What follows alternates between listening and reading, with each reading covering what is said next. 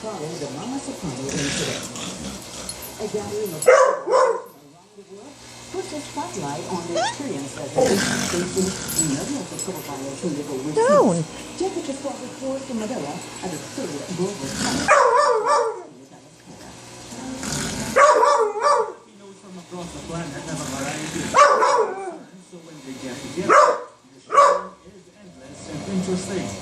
That's why Philippine leaders from around the world met in Manila for the third global summit of diaspora. Some former Filipinos all shared stories about living and working abroad.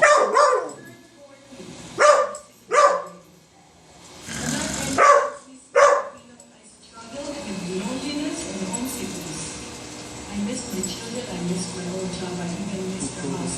I started in this case, which is part of accelerating the fact that there are new policy and ideas in the Philippines. So I was 12 years after In 2014, the World Bank said overseas Filipinos reached a record high $28 billion, or about 1.2 trillion pesos. But the Commission on Filipinos Overseas Secretary Imelda Nicolas said social remittance Usually when we talk about overseas Filipinos, we only think of remittances, meaning financial side. When in fact, there's so much more given to us. These are there's a property, the expectation they have gained by working abroad, their skill.